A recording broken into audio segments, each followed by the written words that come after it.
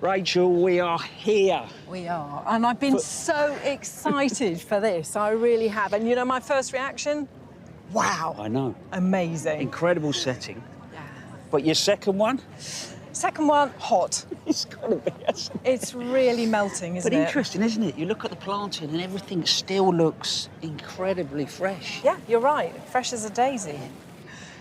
Welcome to Gardener's World. Yes, it's a brand new event at RHS Badminton Flower Show. Hello. Okay? Hello, nice to see you both. Yeah, I just had a look around the floor marquee and it's absolutely buzzing out there. So exciting. I love the atmosphere. Yeah, do you know what? You're right. There's a certain sort of feeling. It's an energy, isn't it? There's a real buzz, I think. Well, before we head off and explore, here's a look at what the show has to offer.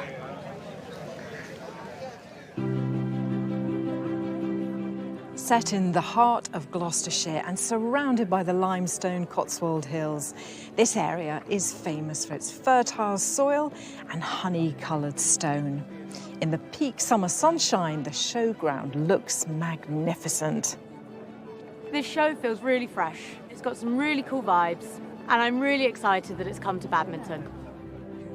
A unique feature is the Young Garden Designer of the Year, showcasing some of the brightest young talent. We've been planning this for almost a year, so I'm really excited to see it come to life now. The weather is hot and the flowers are on fire. And as we hit sizzling temperatures, specialist growers are here to offer their expert advice. Drought-tolerant perennials and grasses have spent millennia evolving to cope with these conditions, and it just goes to show if you're putting the right plant in the right place, you'll get the right results.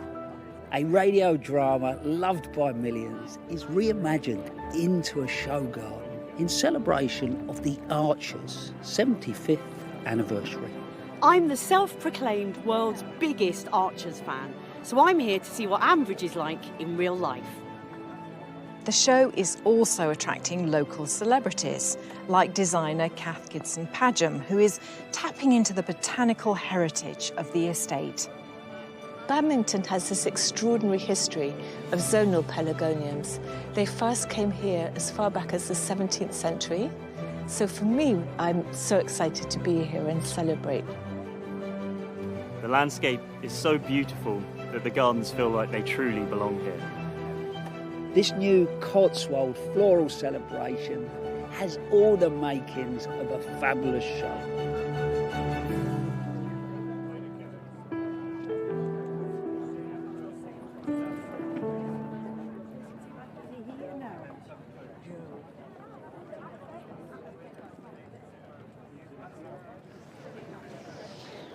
Right, where do you want to go first? It's got to be the show gardens, hasn't it? Come on. Yeah.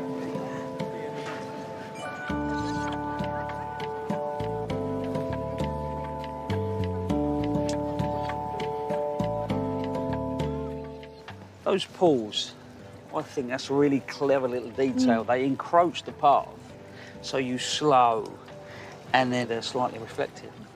Also, the core 10 used in all the different heights seems to sort of make it quite dynamic. Yeah, I think so. I think And that then- feels strong, doesn't it? Yeah, and then you've got this under your feet, which it feels nice and actually should be uncomfortable to look at on a day like this, but it's not. And what I love is all the shadows. Yeah. Yeah, no, I agree. I think it works really well. And it sets off this planting, and the first thing that strikes me about it is that it's all about the vertical axis. Yeah. Everything Yeah. takes your eye skyward. And actually, as soon as a little breeze comes through, Yeah. they all start just dancing. Yeah, that lovely bit of movement with the transparency, which is always so attractive. Yeah. And you've got the underplanting just anchoring at things like those box balls, but it has an airiness, which It I does. was responding to. Yeah, Yeah. which is lovely. Yeah, and the wildlife are loving it, look.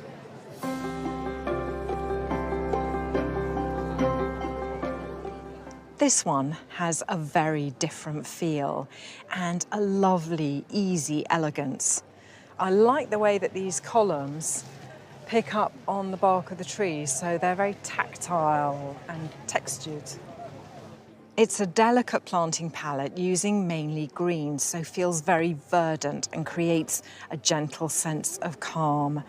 And it really sets off the stars of the astrantia and the pale blue of the campanula flowers. As these trees mature, they're going to provide a lovely dappled shade. This garden has personality and atmosphere without ever trying too hard, making it a perfect space for healing.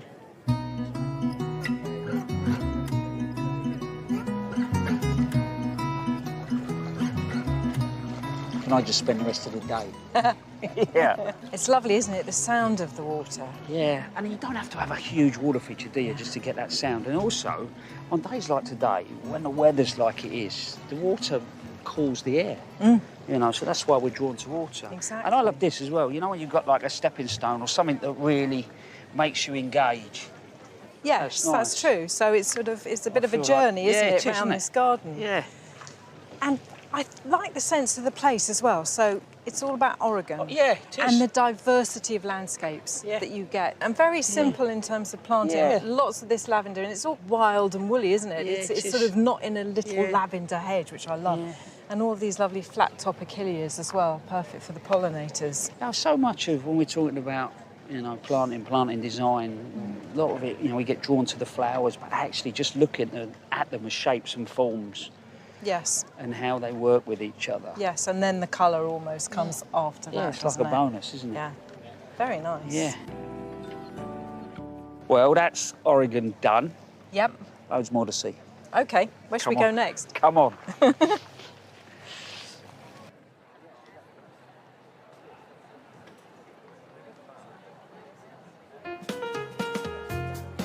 When you come into the floral marquee, you meet the real experts and they have the most mind-boggling information. So I cannot wait to get exploring and get some tips. I must have been a bee in a former life because I've been drawn to this lavender stand. And there are two types of lavender. We've got English and French. The English, it's super hardy as long as you have it in well-drained soil, so it can handle frosts and exposed gardens. But it does need a lot of sun, and it will repeat flower if you deadhead it. The French lavender is a little more tender, so you want to grow it in a protected sunny area.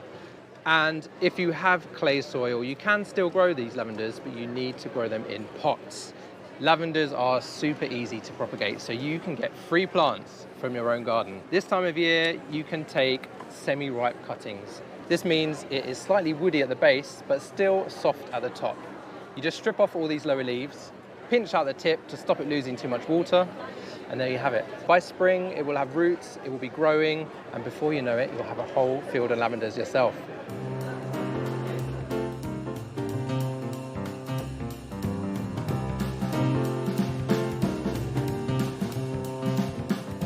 Carol, you love monadas. You've got the Plant Heritage National Collection, haven't you?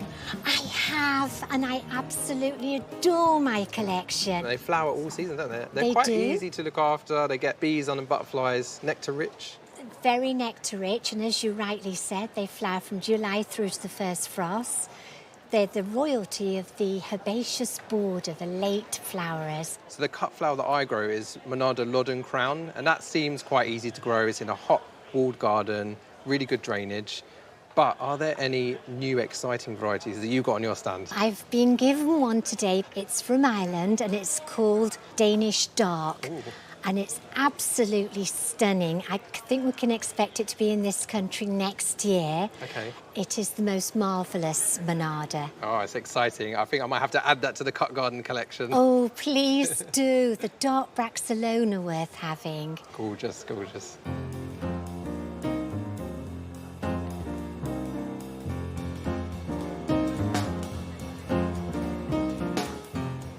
Oh my goodness, this is a riot of colour. And there's a few new plants in here I'm interested in. There's Tolbagia Giant Beauty. Now, normally you would grow Tolbagia near the edge of a border, but this one, because it's so tall, you could have it at the back, mixed in with grasses. I think that would look fantastic. And it likes lots of sun, lots of drainage. It would be perfect for a gravel garden. And then we've got Watsonia. Now, I don't know this plant very well, but I was drawn in by the flower, which reminds me a bit of an orchid. It's a hardy plant, and again, it likes full sun, lots of drainage, and it would be perfect mixed into the back of the border. It's so exciting to find new cultivars, and that's what these flower shows are all about.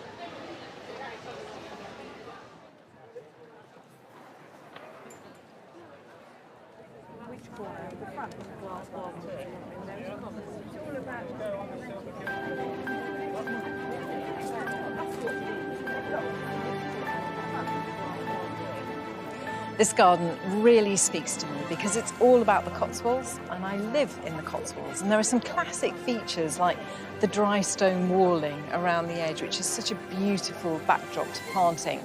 Also the stone on the paving. And of course, it does mean that you get a lot of stone in the soil. It's pretty free draining, and it's also on the alkaline side of neutral.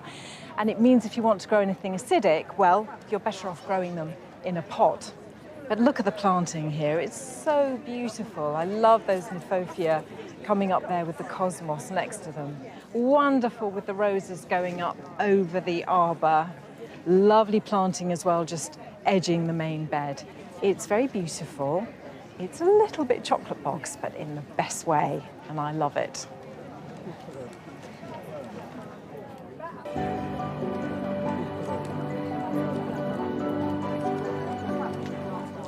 The Cotswolds is a place of many different atmospheres, and this garden celebrates the Stroud Valley, and that particular area is very well known for coppicing.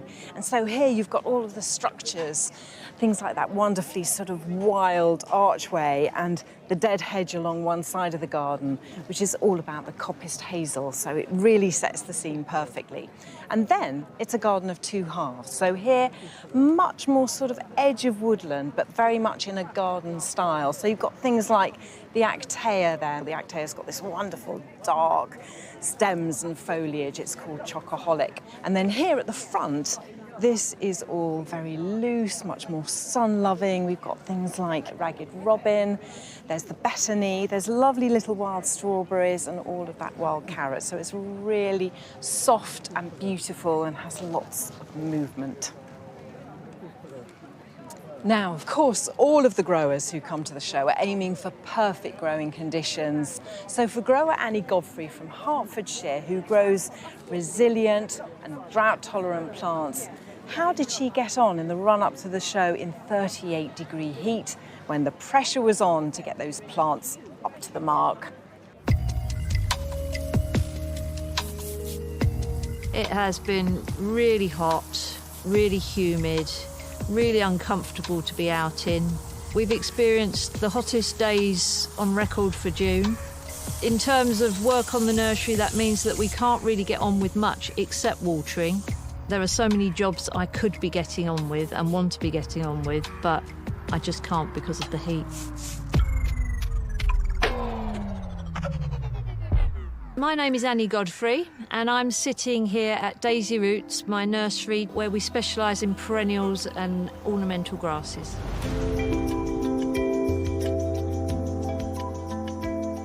So in terms of facilities, we have this, the nursery. We have a polytunnel that's not very big, it's only 50 by 18 feet, and we have water. There's no electricity, we can't even make a cup of tea, so there's no way of keeping things cooler. We just have to work with the elements here. The style is soft and natural. When I'm putting plants together in a display, I like plants that have strong contrast to the plants that are next to them. It's combinations that excite me. I'm naturally drawn to plants with quite a strong structure to them. So this fabulous item is Stipa itchu, the Peruvian feathergrass. I just love this grass for the way it moves. It just dances, and if you get a breeze, it almost kind of does a hula dance for you. If you get the sun coming through them, they fluoresce. So if you get low sun in the morning or in the evening, the flowers just fluoresce and add a bit of zing to the planting. So this plant, because it has evolved to cope with dry, poor conditions in Peru, works really well because that doesn't faze it at all. It's very happy in these very, very hot, dry conditions. Anyone who's got good drainage and a poorish soil will get on really well with steeper issue. So this is Sanguisorba. Sanguisorba are quite a large family, and there are lots of different varieties. They associate very well with grasses. I once saw a nurseryman's catalogue. It described one as looking like a swarm of raspberries. This is a variety called Fire Explosion. Although this Sanguisorba is quite tall, it is quite see-through. It's quite light and airy and has a diaphanous quality to it. So you can use it nearer the front of your border and give a depth to your planting and just create a more natural look with it. Fire Explosion here is looking just as I would want it to look for badminton. We've got a few flowers opening and still lots of bud to come, which means in a week's time, when I'm thinking about actually putting plants in the display, this should be just looking perfect. Fingers crossed. Creating combinations is like painting a picture, really. It's the difference between flicking paint at a canvas and actually placing plants so that they look good next to each other. So this is Agastache Beelicious Purple. It copes with drought once it's established, and it flowers right through until late summer, early autumn. So this is a really useful upright vertical when I'm combining it in the display. It makes a nice contrast to the flat-headed Achilleas and the light diaphanous Sanguisorbas, and it's just another nice useful shape and colour to use in the border. In the last couple of years, we've had some extreme heat episodes. Well, we're expecting 36 degrees today. I think what's happening is every year goes by, I'm thinking, I hope this isn't a hot one, but actually I need to throw that out the window because it's going to be a hot one. We've all got to learn to cope with this heat and plant accordingly. So bizarrely, when drought-tolerant plants are in pots, they are some of the first plants to dry out. Some drought-tolerant plants have evolved to have a huge fibrous root system that gets right down into the far reaches of the ground to gather every bit of moisture for them. But when they're in pots, that fibrous root system is constricted and it can't be as big as they would like it to be in the ground, and they just can't take up the same amount of moisture. So they can only cope if we're on top of the watering.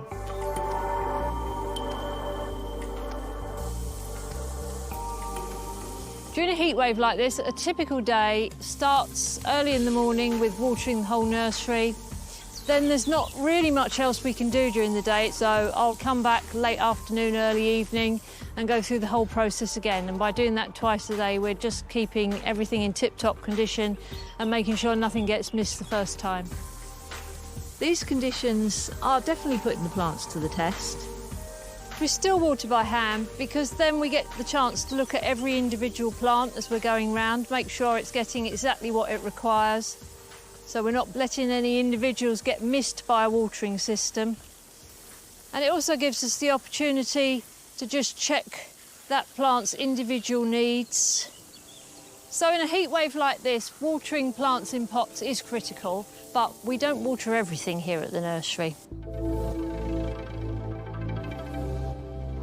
I'm standing in the middle of our dry border, and the whole of this area has been planted with drought-tolerant perennials and grasses. It's a light sandy soil, and this bed is only ever watered when we put brand new plants in. So I don't think we've done any new planting in this border this year, and it hasn't been watered at all.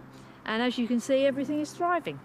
We've got a number of euphorbias, salvias, nepetas. We've got Stipa tenuissima, the ponytail grass there. This is already our second heat wave of the year, and these plants are still looking great. So I think the proof is in the pudding. They're doing what they should do in the right conditions.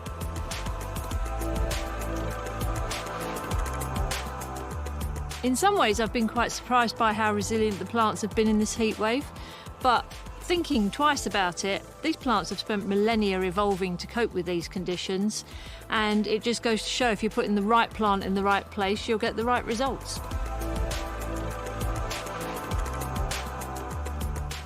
We are 8 days away from the show now.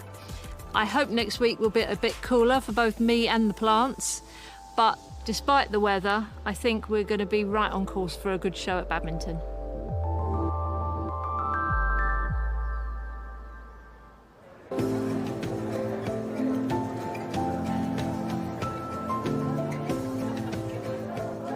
My favourite colour is orange, so that speaks to me. That. Yeah, I like a bit of orange.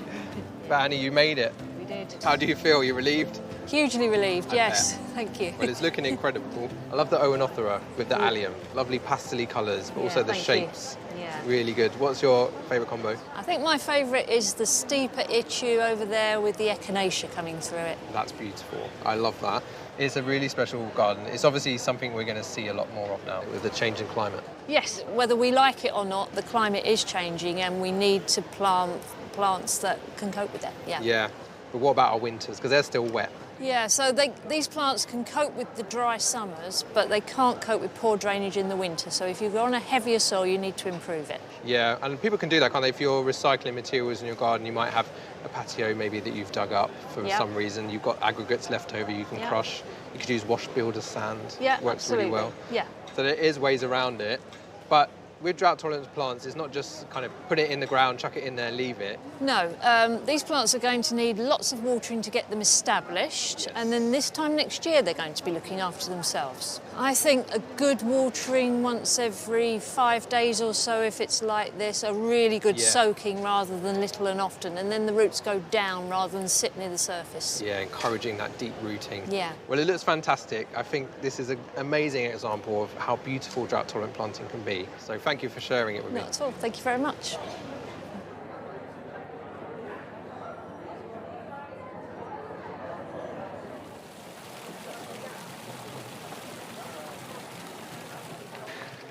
There is one headline garden at this show that I am rather excited about seeing. It's been designed by Joe Thompson, a friend of mine. Would you believe me if I told you I listened to the omnibus of the Archers? Yes, I've been following it for absolutely years. And yes, there is a show garden here to celebrate the 75 years that it's been on air.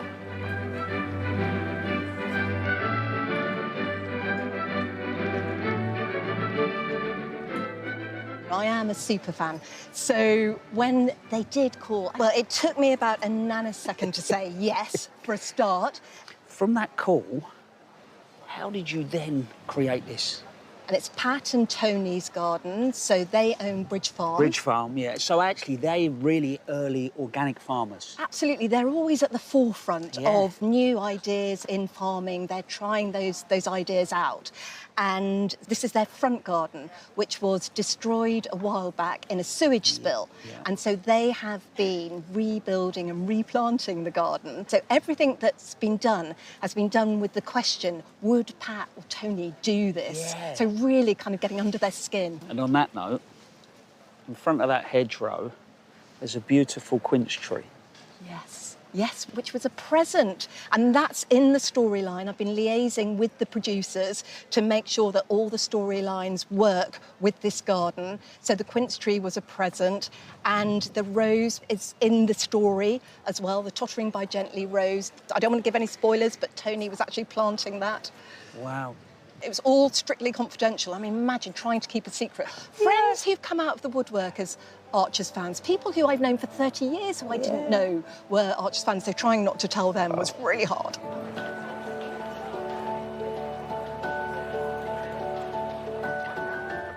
I mean, seriously, it's like a bowl of joy, isn't it?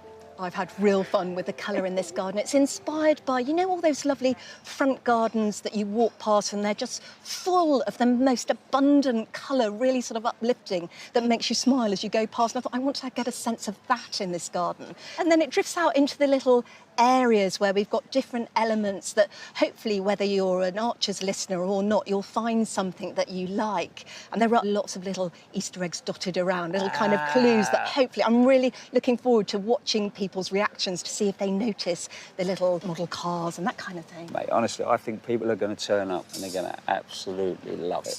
Oh, thank you. I've really enjoyed it. It's been the best thing ever. Good.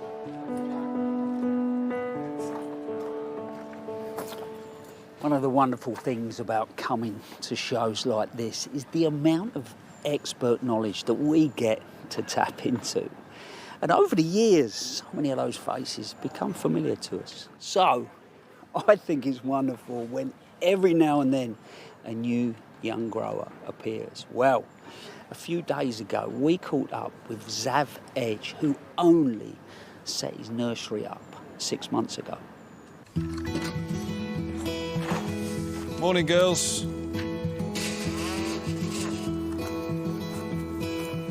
Hi all, I'm Zav and I'm 24, and this year I'm exhibiting for the first time at RHS Badminton. We live here just outside of Leek with these wonderful views, and I live here with my parents. Say hello, Mum. Hi. And also with my dad. Say hello, Dad. Hello. Well, we get on pretty well. There's often various opinions about things. And who's tidier? Well, I know who's tidier. It's definitely not Zav who's tidier. So this was just a field, and we've put lots of hardcore down to form the base of this polytunnel, and this has allowed us to grow loads more plants this year. This being my first RHS show is quite daunting, but it's also really exciting. So having enough plants is a bit of a dilemma. I am growing more than I probably need to. I've done about 180 show plants for the display. So these are some heleniums I'm hoping to take for the show. This is Echinacea Powwow White. At the moment, we're currently experiencing a bit of heat wave, so we've got them nestled in the shade, and hopefully that'll give them a little bit of a delay in flowering. So these Agapanthus are fantastic. I love the colour of these, and these are actually my favourite plants. This is the Sanguisaur, but it's got lovely foliage. It's a little bit different. It is quite unusual for someone my age to be doing the shows. Everyone's normally a little bit older than myself. At shows I get asked quite often, do you know anything about these plants? Or because they think it's not me who's doing it. But once they find out, lots of people want to encourage me to do well, and that's amazing, really. See you at the show. Wish me luck.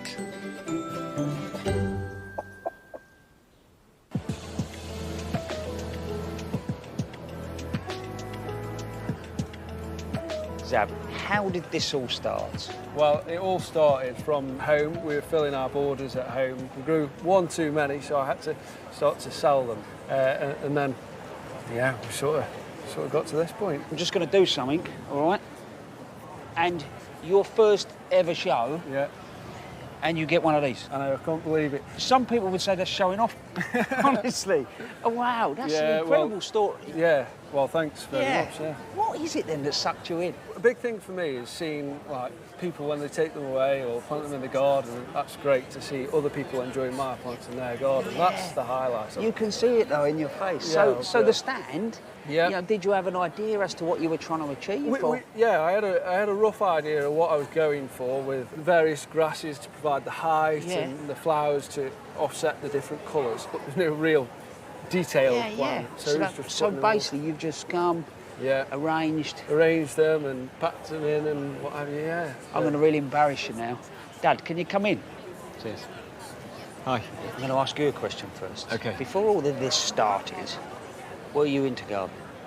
Yeah, I mean, we grew a few plants at home, just a fairly standard, you know, garden, and standard sort of size of garden. But I blame you guys, to be honest with you. Oh, so it's our fault. Yeah, it is, it is. Oh, right. If we go back to when he was about 7, getting home, Friday evening, have some dinner, lie on the sofa, watch Gardener's World, and I never anticipated that we'd be at this stage. Honestly, you must be so proud of him. Just amazingly proud. It was one of those moments where you kind of go, wow, so proud of what he's done. Honestly, I think it's a fantastic story, and for me, a young person coming into the industry that I love, but also you're going to have a weekend of people rocking up and hopefully buying a few plants. Yeah, that's the idea. Honestly, mate, well done. Brilliant. Cheers. Thank you.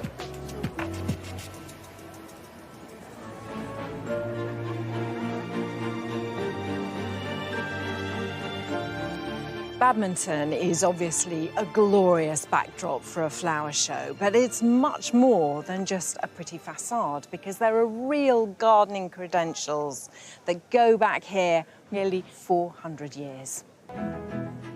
Back in the 17th century, the first Duchess of Beaufort, Mary Somerset, was a true botanical pioneer. She was collecting, growing, researching and cataloguing hundreds of plants.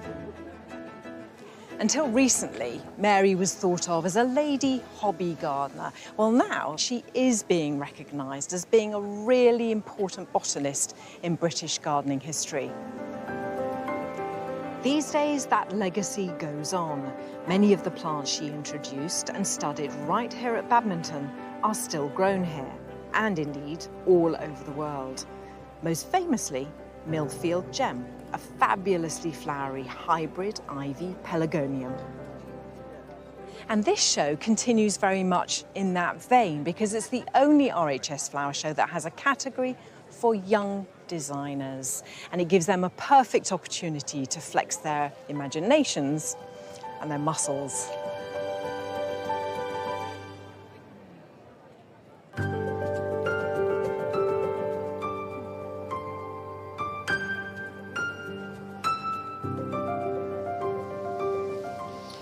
So, young designers category. Gorgeous. We've got 3 gardens. Everybody needs to be under 30.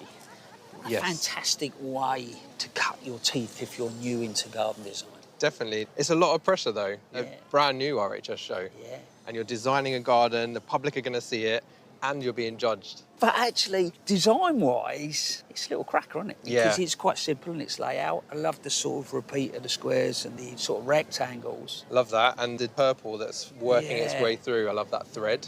Actually, as well, I love the way that the apples, the malus, have been used through. Yeah. It's quite brave because it encloses It does. the space. And with a multi-stem tree, you're getting more bang for your buck. And you've got that mixture of the edibles with the ornamentals. Yeah. I think for me, it's the way I garden at home, and I would say the 2 things that I don't use as much water Yes. and don't have so many problems with pests and diseases. Having monocrops is where you get the Yeah. problems, isn't it? Yeah. You've got rows, something comes and attacks it, it goes to the next. In here, you've got that mixture. So the pests, they're not going to see it. Yeah. And also you're going to have lots of other beneficial insects coming in with all the other flowers, exactly. pollinators, hoverflies, ladybirds, all of it.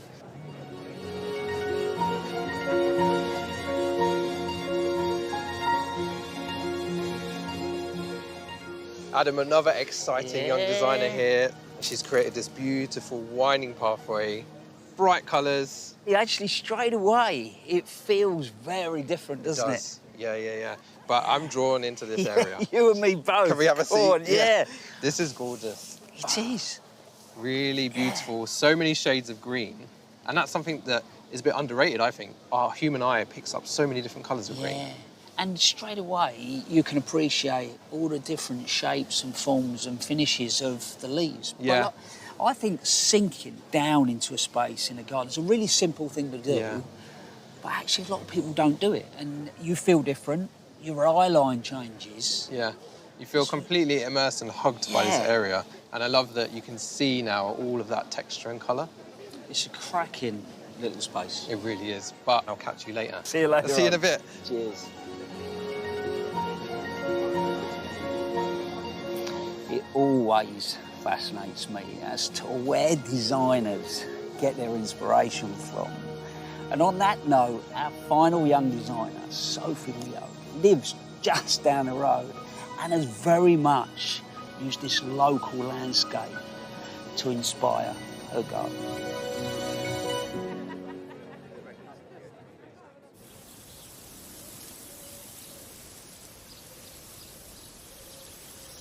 This is my special place. I think everyone has a special place in nature, and this is mine.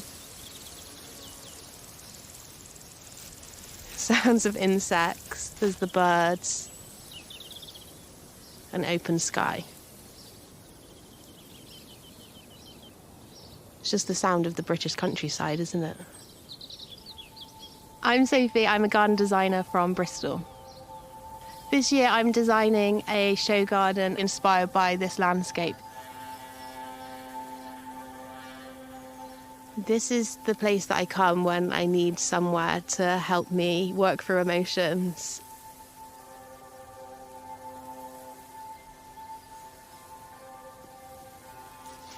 I started gardening with my mum. Being able to go to the garden centre, buy a plant, put it in the garden and watch it grow was really special. My mum actually encouraged me to do an RHS horticultural course, so I decided to do a garden design course, and it was the best thing I've ever done. It was like all of the things I was good at school had come together into one. The garden at Badminton is called Where Grief Grows Quiet. It's about the feeling that you get when you walk into this big expanse and your emotions almost feel like they go quiet. You feel smaller and your problems and emotions feel smaller.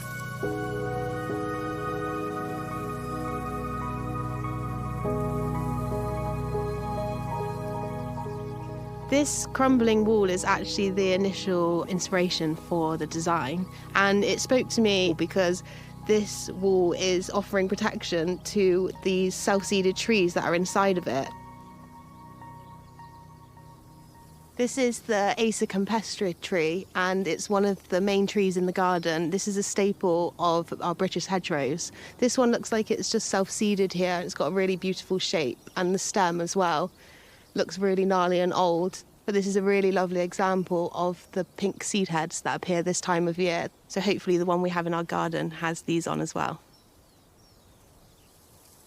This is a lot like what we're doing in the design. The grass around the outside, we'll recreate that with the native grass and then intersperse that with wildflowers where you have to look a bit harder to find the beauty in them. And that's to signify the part of grief where you're outside of this safe space. Inside of the wall, you're in this place with airy planting that feels safe and that encourages you to be open. I think it's a lot like the journey of grief. It's not perfect and it's not linear either. It can be up and down, but there's beauty in that. Just like there's beauty in an imperfect wall, I want people to know that it's okay not to be okay, and it's okay to be up and down. Seeing beauty in imperfection is a really important part of what we're trying to do in the garden. My mum got diagnosed with cancer. When we found out that my mum had 6 months left to live, one of the things that she said immediately was that she needed to go to somewhere with big skies and open landscape to just breathe for a second. So on the way back from the hospital, we stopped and breathed together for a while. And it helped to just digest that news and get ready to be able to share with the rest of the family. A few months before my mum died, she called me into her bedroom and she showed me this notebook that had a sketch of a show garden in. She was really keen for me to do a show garden, so I'm so glad that now, 4 years later, I'm finally bringing her sketch to life. This is a sketch that my mum did in her last few months. And the sketch is really special. It has loads of notes on it about what she wanted the garden to be like. So Mum's very rough design was these different points to stop off at of all different feelings that you would experience when living with cancer. She's put another note here that this is clear water, reflects sky / hope / working out. There's one particular part of the notebook where she detailed exactly what she wanted for her final moments. I do wish to eat cake and chocolate and drink wine and tea for as long as possible, and toast and Marmite. Those are all of her favourite things. My mum was a primary school head teacher, and like most people, I think my mum was the best.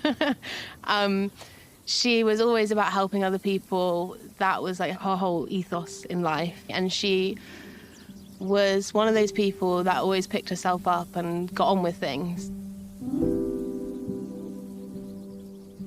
The garden at Badminton is a place where people can go to remind them that life still goes on after grief. You'll notice flowers popping up and birds coming in, and there's water and movement. And so in the garden there is life. And that will hopefully help people feel like life will carry on. Whether we like it or not sometimes, it will keep going.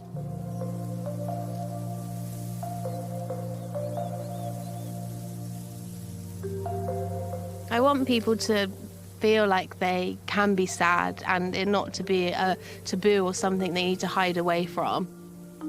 My mum always said that we should be using the hard things we've gone through to help other people, and so that's what I want to do with this show garden. It's healing for me to be able to do it and to talk about my mum and bring in her ethos of helping other people. I think she'd be really proud and she'd definitely be very excited to see the finished garden.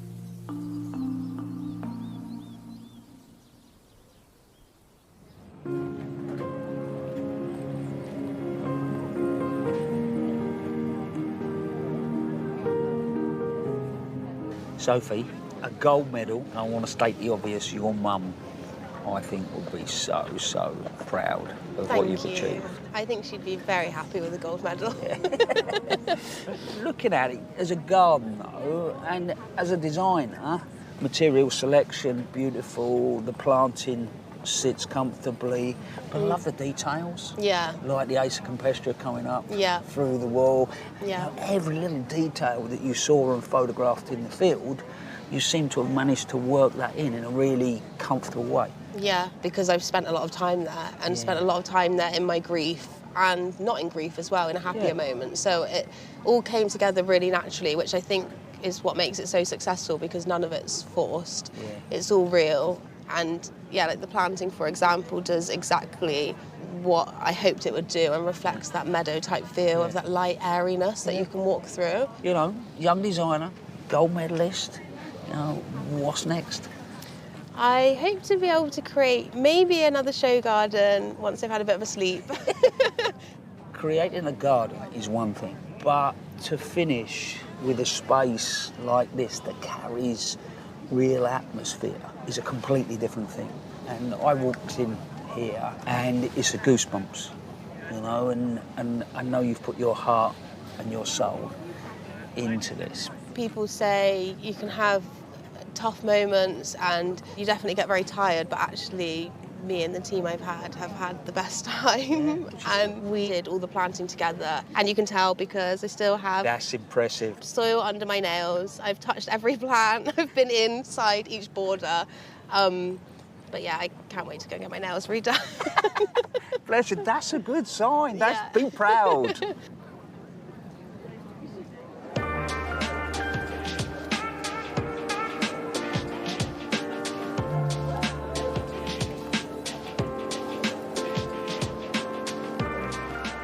Now this is intriguing. Look at these bottles.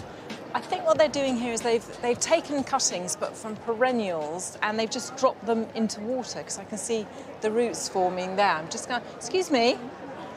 Hi. Can I pick your brains about this here?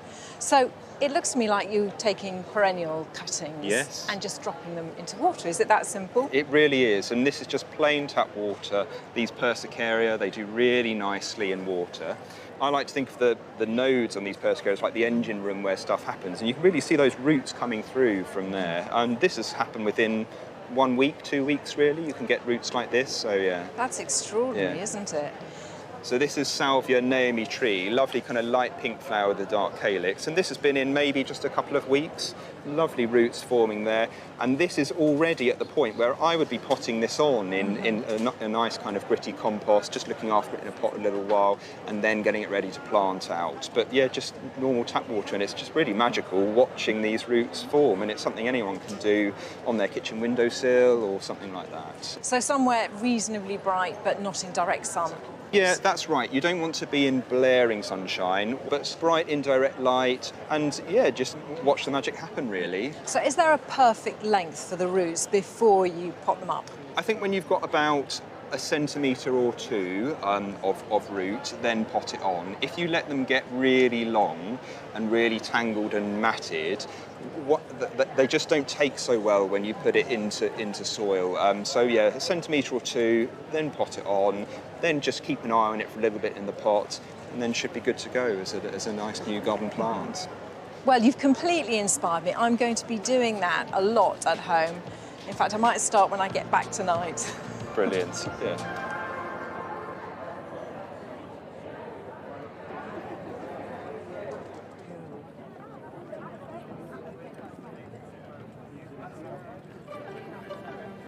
Badminton are really putting on a show for their first RHS event.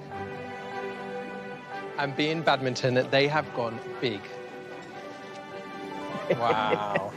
This is something special. It's absolutely incredible. Look at that for a view. I know, 2,000 square metres, which equates to about 8 tennis courts. That makes it the largest show garden ever created at an RHS flower show. Incredible, and it feels immersive when you're in it. I feel surrounded by plants. And like it's been here forever. And I love the way they put plants in cracks, as if they've actually grown through the paving over time. It gives that feeling that it has been here. And those Eryngium, agavifolium, so structural. Wonderful with the little alliums just popping up. Look at the butterflies. Yeah. Loads of wildlife. I could just sit here all day, listen to the water. Yeah, no chance. No chance, my friend. So we are now off to from the biggest to the smallest. Okay, I'm excited for that. Site. We better get cracking.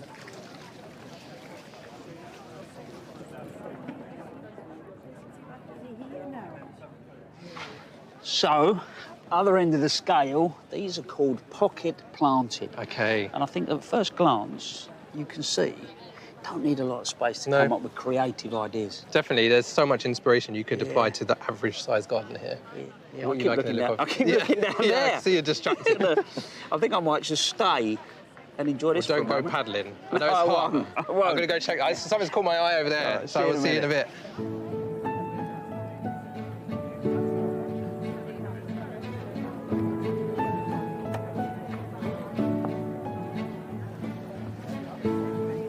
This garden is all about composting and community.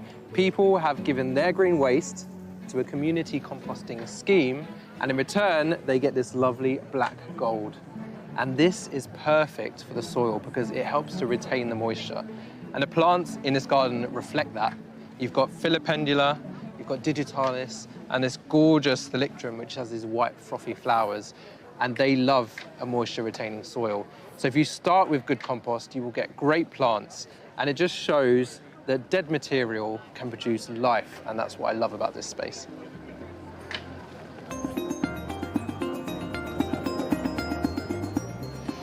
The one element that will take any garden to another level has to be water. Look at that. I reckon that's a metre. And it is teeming with life. You see the damselflies in there. Other wildlife just coming in and out. You know, that is life. It's so easy to do. It's probably just about 60 centimetres deep. It's got boulders all the way around the edge, creating these sort of wonderful different habitats. There's planting that's covering the surface. There's then marginal planting, bits that are adding oxygen. So really not complicated. But you could spend hours just sat here watching that. Wonderful.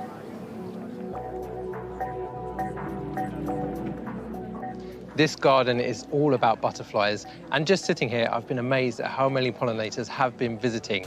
Plants like yarrow are great because they have that flat landing pad, and salvias, if you keep deadheading them, they will flower all summer.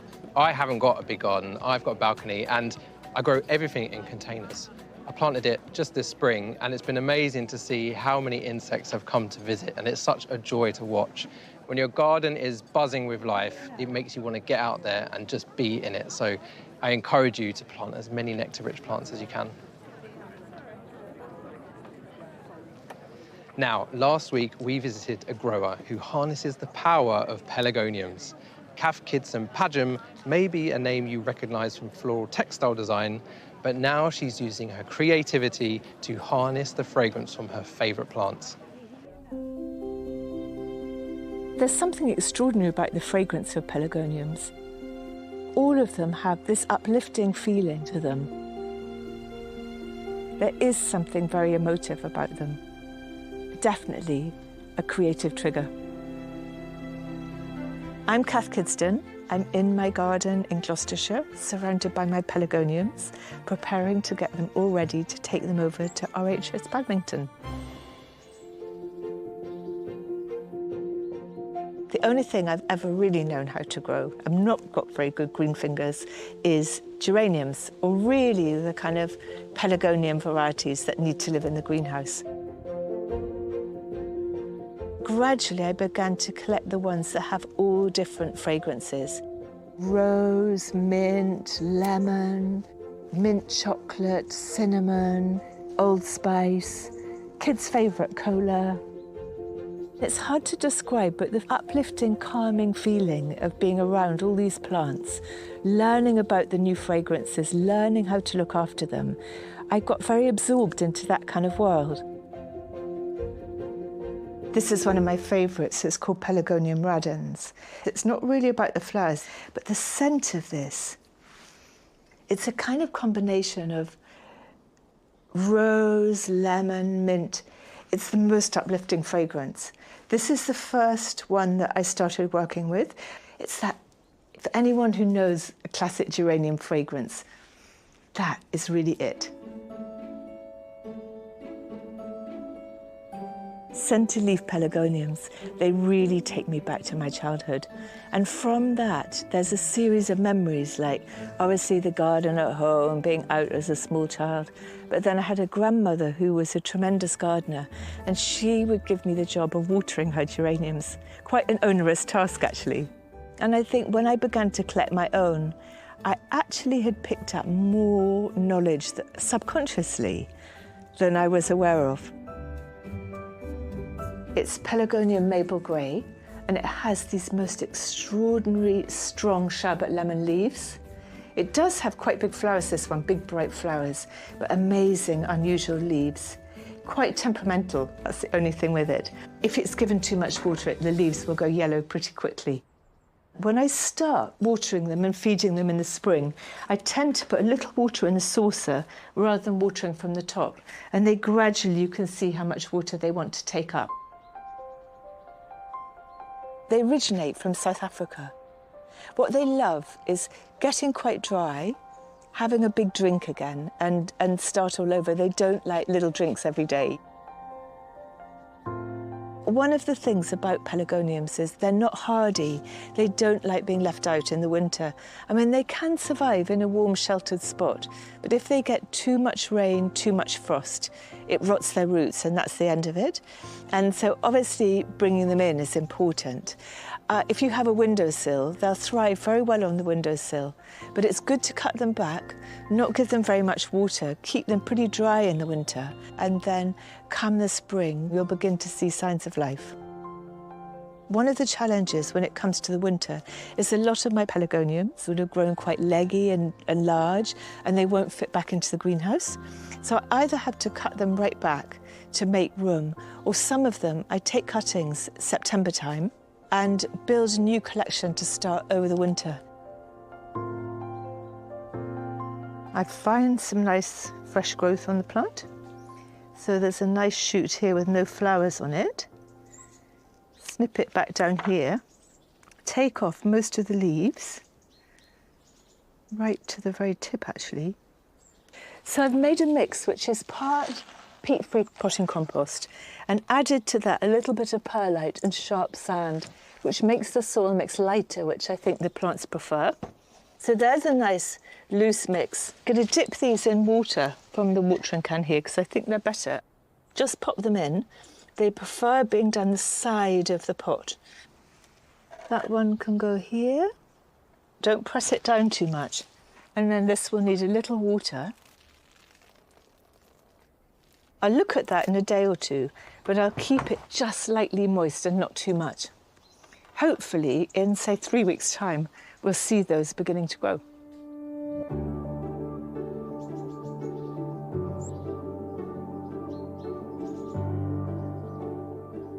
So then a really nice thing to do, here's some lemonade that I've had. So adding a handful of leaves, the radens is brilliant for this. If you can do it about half an hour before you drink it, it really permeates the flavour of the drink. Give it a good stir. You will have the most lovely scented pelargonium lemonade. So we're going to be displaying all sorts of different fragrance pelargoniums and encouraging the public to rub the leaves, to learn that the smell isn't in the flowers but the leaves, and see if they can recognise this amazing variety of fragrances. Badminton has this extraordinary history of zonal pelargoniums. They first came here as far back as the 17th century. So for me, with my love of pelargoniums, I'm so excited to be here and celebrate. It's going to be a real showstopper, this one.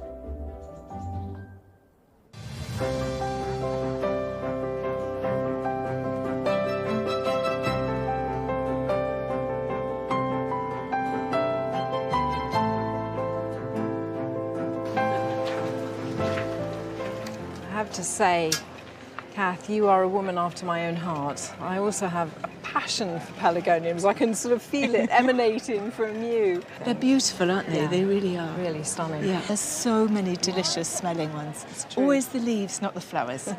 And I love, actually, when the weather's like this, I bring them outside because I think people often think they have to stay protected in a glass house all year round, but this is the sort of weather that they really love. But tomentosum, you can put into some shade and be happy. Yeah. So. It loves actually being out on a patio or somewhere in the shade. It will thrive. And some of them don't like too much sun. If they're in the greenhouse, they need a bit of shade this time of year with weather like this, but they absolutely thrive in the summertime. Now, I know that you made that drink that you described. Shall I give you some? Ooh, thank you. This looks wonderful. Isn't that delicious? Mm. That's really good. You get that sense of the geranium, but it's very subtle. Well, cheers to pelargoniums. Yes.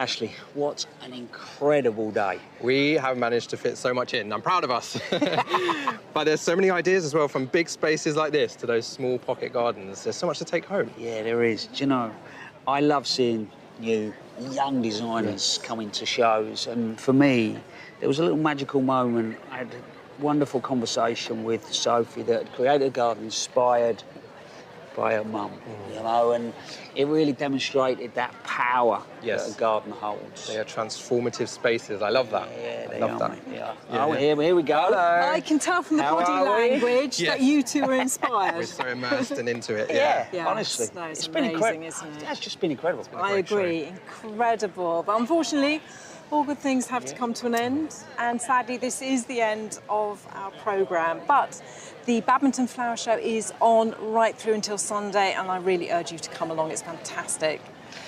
Monty will be back next week at Longmellow, but in the meantime, enjoy your gardens over the weekend.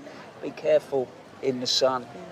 But great, that is it from us. So, bye-bye. Bye-bye. Bye. There's more to see, though. Yes, there's more to see. Come on. Yeah, let's have a look. Don't waste time.